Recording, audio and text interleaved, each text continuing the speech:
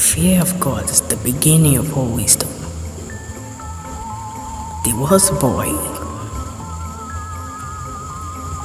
whose name was Uzoma, the son of the King of Uzobu kingdom. This boy was the prince of that kingdom, and his official name was Uzoma.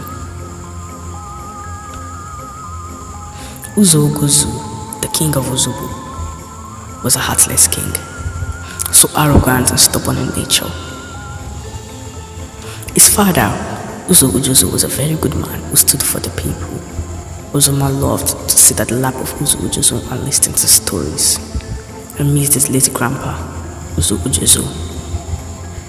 He also missed the stories, but unfortunately, his father was the exact opposite of Uzo Ugosu. He stayed in the palace throughout the whole day, except for some things or the others, unlike Uzo Ugosu, who spent most of his time playing with the villagers. Uzo Ugosu was proud, but Uzo Ugosu was humble. Uzoma noticed this and tried to correct his father, but was declined. The people of Uzobu were tired of the endless maltreatment melted on them by Uzo Ugosu, the king. They all were expectant to the day of his death.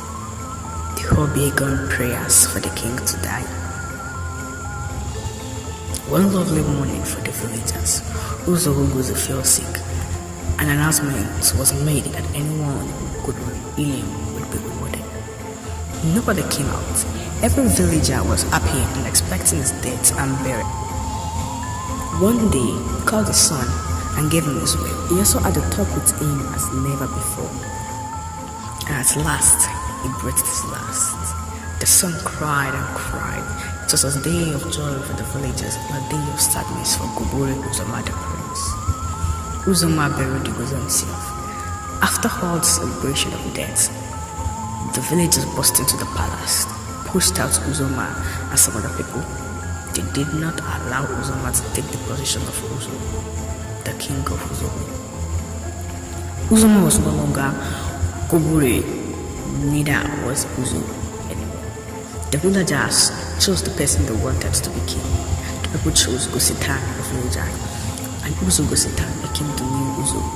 Uzo Gositan, who knew nothing about leadership and war, began a rule of terror. He was even worse than Uzo Ugosu. He wanted to be the head always. He was proud. He always imposed his will on others. He never listened to other people's opinion. He married several wives, snatched wives anyhow. He had attempted to kill Uzoma several times, but to no avail. Nothing good came out of his rule. The villagers regretted putting them there. He wouldn't even allow anybody to dethrone him. Uzoma, on the other hand, employed the former chief of the military, Ujazuxe, as his bodyguard, since the present king that dismissed the former military had recruited his own military. Uzoma was already well trained by Ujazuxe for war. Ujazuxe had been pestering Uzoma to go and regain his throne, but Uzoma will refuse with the excuse that he must always fear God, and fearing God is wisdom, and when it got appointed time, he would go.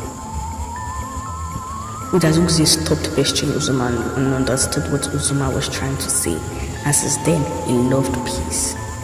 One day, the emperor of 49 villages, Emperor Ujazuxe, decided to conquer Uzobu and add it to his own empire to make it 50 villages. Immediately, Uzo Ugosu heard of it. He set guards to surround the gates of the village. They went there and stayed there, but all of them were killed by unknown armed men. Uzo Ugosu never knew because no one survived the attack. Meanwhile, God told Uzoma that no one survived the attack and he should go and defend this village.